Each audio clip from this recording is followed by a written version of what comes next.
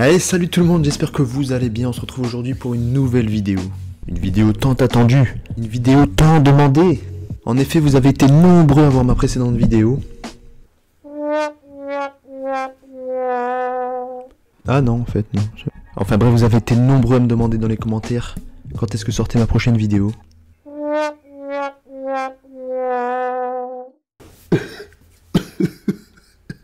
Je suis une grosse merde. De toute façon, on s'en fout. On fait ça par plaisir, on fait ça par passion. Plus 3 vues. Yes! Bon, tu la commences ta vidéo? Allez, comme la vidéo précédente sur le tome 59, aujourd'hui je vous raconte la story du tome 60, que je commenterai au fur et à mesure, et je ferai des petits commentaires aussi à la fin de la vidéo. Allez, c'est parti. Générique.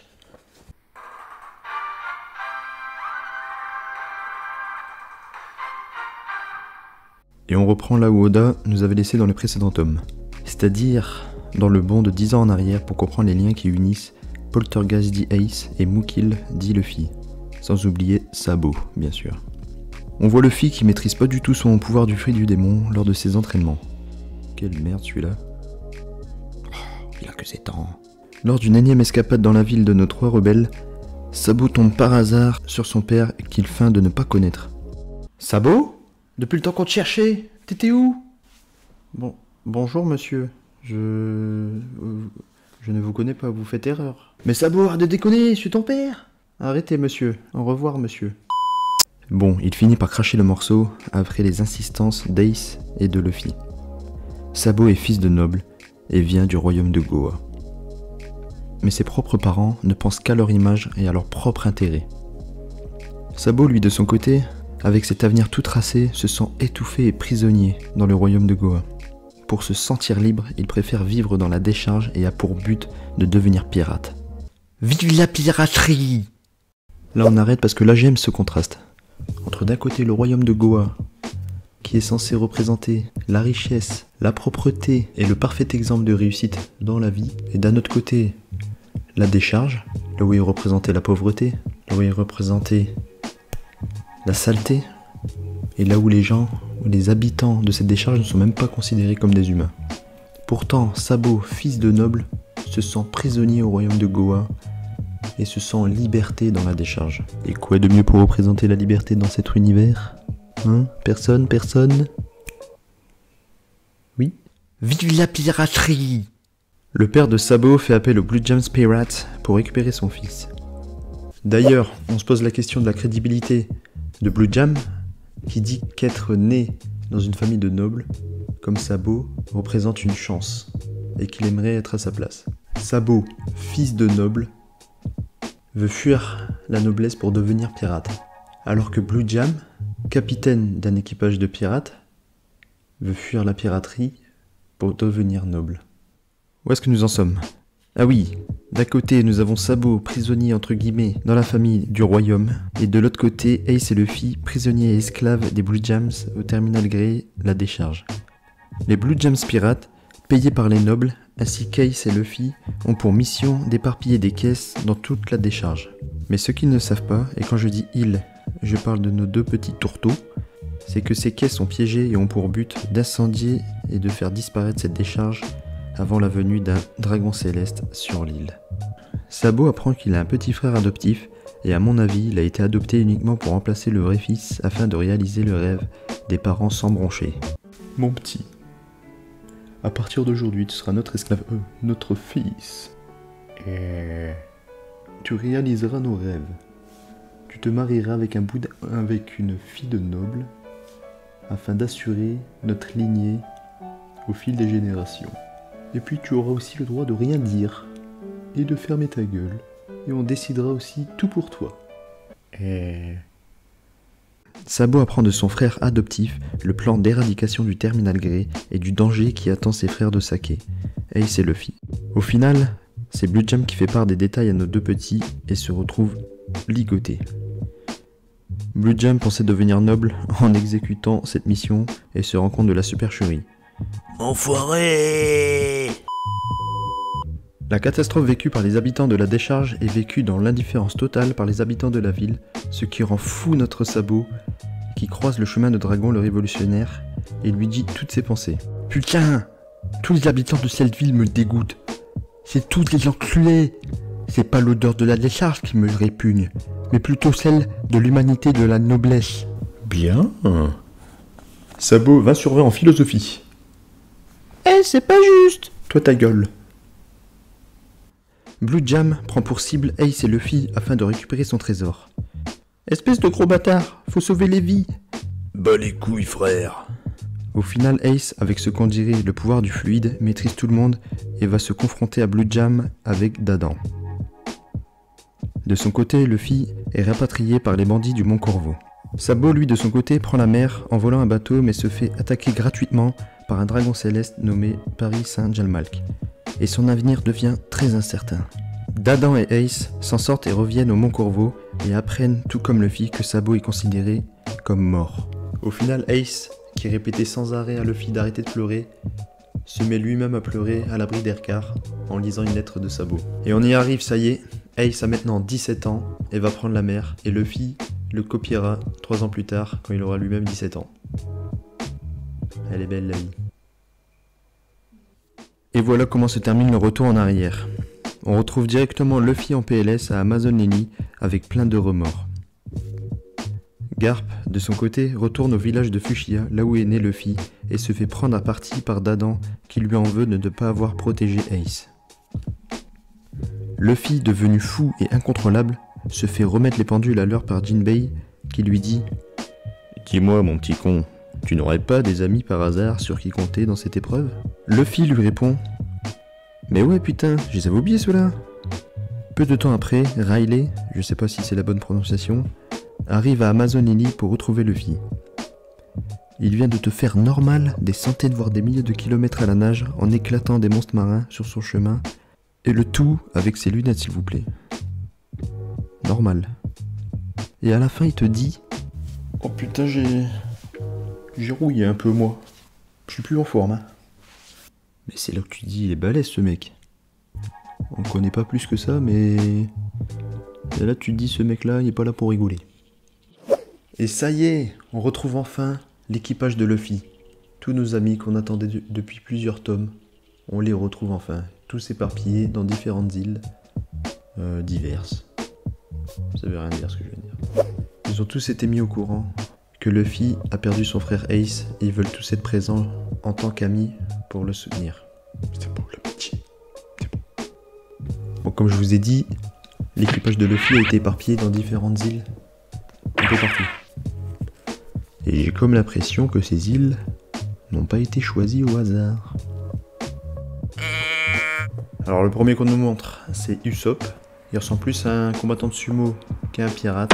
Il se retrouve sur l'archipel de Boeing. Boeing, bizarre. Bizarrement, il ressemble à une grosse boule. Boeing. Bon, il se retrouve sur l'archipel Boeing. Une sorte d'île qui ressemble à une plante. Alors la particularité de cette île, donc cette plante géante, c'est qu'elle propose des ressources qui te font rêver. Donc ça attire plein d'animaux les plus inimaginables possibles. Ça les attire. Mais ensuite pour s'enfuir, c'est impossible. Plus tu te rapproches de la côte, plus des animaux féroces te remettent au centre. Bon, Usopp, le personnage qu'on nous fait souvent comme étant un peu heureux, qui fuit, au final quand il a une raison un peu noble, donc quand il y a une raison vraiment tout court, comme là pour être auprès de Luffy, là il va se battre contre ses ennemis. Et là il fuit pas. Chopper lui se retrouve au royaume des oiseaux, une île où cohabitent des oiseaux et des humains, enfin cohabitent maintenant grâce à Chopper. Eh, les humains c'est des cons. Et les oiseaux ça vole pas plus haut que leur bec. Chopper nous le présente comme un personnage, comme un médecin, comme un pacifiste. Et là, il est là dans cette île et il règle un conflit entre les oiseaux et les humains. Alors Zoro, lui, se retrouve sur l'île Obscuria, parce que c'est un personnage un peu Obscuria. Non, je plaisante. Donc il se retrouve sur l'île Obscuria, une île où habite le capitaine corsaire que Zoro avait déjà affronté par le passé, donc au début de l'aventure. Mihawk, dit œil de faucon.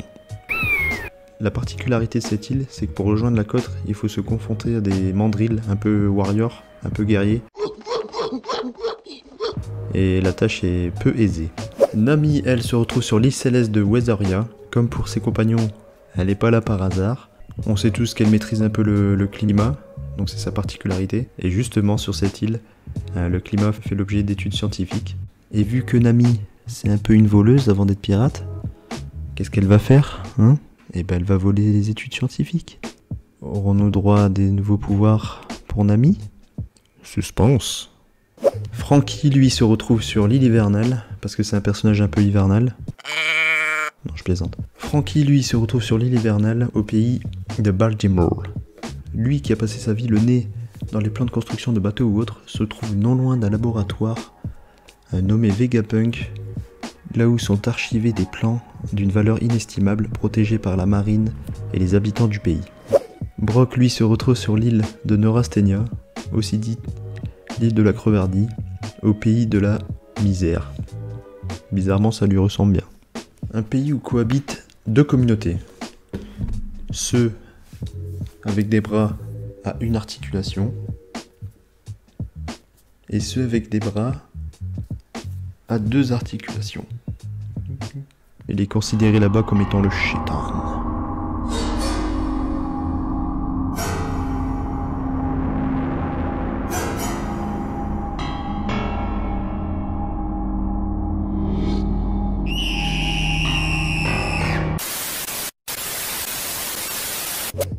Et pour finir, Robin, elle se retrouve sur un gigantesque pont dans West Blue. Donc sa présence aussi dans cette zone géographique est aussi symbolique car elle se retrouve avec la communauté de Dragon le révolutionnaire, elle, la survivante d'Ohara, le pays qui s'est dressé contre le gouvernement avant de se prendre un méga giga Buster Crawl.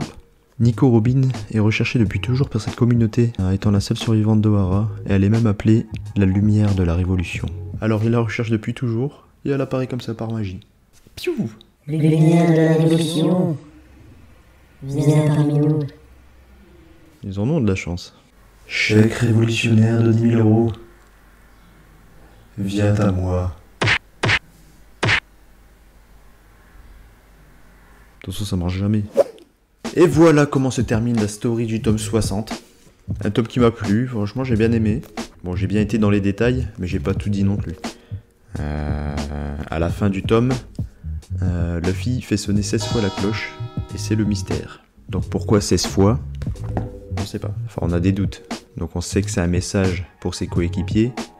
Tous ses coéquipiers ont compris, sauf Zoro qui est en pleine réflexion. Pour le gouvernement, c'est considéré comme une déclaration de guerre. Pour les autres pirates, c'est une provocation. Par exemple, Eustace Kid.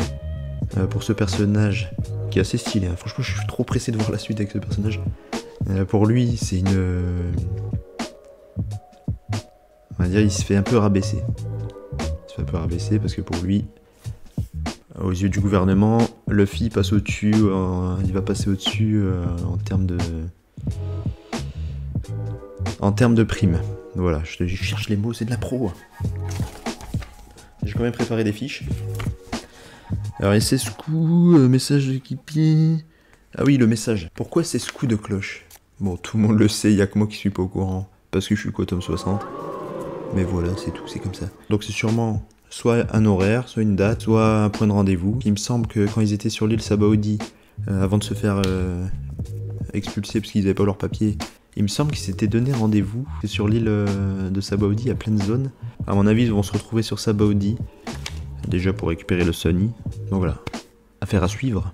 En tout cas, ça fait plaisir de revoir les aventures d'Ace et de Luffy, leur rencontre. Donc ça permettait d'avoir un peu plus d'empathie vis-à-vis de Luffy sur la mort d'Ace. Ace au final on l'a pas vu tant que ça, si on n'a pas les souvenirs. Donc ça c'est une bonne chose, merci Oda. Et en parlant de ce bond dans le temps, Sabo, donc il se fait attaquer par un dragon céleste, donc il est considéré comme mort. Bon, on sait tous qu'il est pas mort. À mon avis, il est pas mort. J'espère que je me trompe pas. Je pense qu'il a été récupéré par Dragon. Donc ça aussi, on le voit pas vraiment. Mais bon, on nous le montre, mais sans vraiment nous le montrer. Donc j'espère qu'on va le revoir bientôt. Il doit avoir l'âge d'Ace. Donc voir son évolution. Déjà, est-ce qu'ils vont se revoir? Est-ce qu'il a changé sa mentalité? On sait pas, est-ce qu'il est toujours enthousiasmé par la piraterie? On sait pas, ça a peut-être changé. Affaire à suivre. que j'ai aimé aussi, c'est le fait de revoir aussi tous nos amis, hein, tout l'équipage de Luffy. Oda nous fait voyager à travers toutes ces îles. Ce qui est bien dans ce manga, c'est qu'on voyage un peu partout, quoi. Pas à faire à suivre. Alors une dernière chose, ouais, c'est par rapport à Kuma, Bartholomew Kuma, j'espère que je le dis bien. Bartholomew Kuma. À chaque fois qu'il apparaît comme ça, avec son livre. Lui, il y a un mystère que tout le monde connaît et que, encore une fois, il n'y a que moi qui connais pas. Mais il a un lien avec Dragon et le révolutionnaire et Ivankov. Donc ça se peut, c'est faisait partie de la communauté des révolutionnaires mais qui s'est fait attraper, je sais pas. Je sais pas. Affaire à suivre. Bon voilà, merci en tout cas à tous. J'espère que la vidéo vous aura plu. Et je vous dis à très bientôt. Ciao ciao.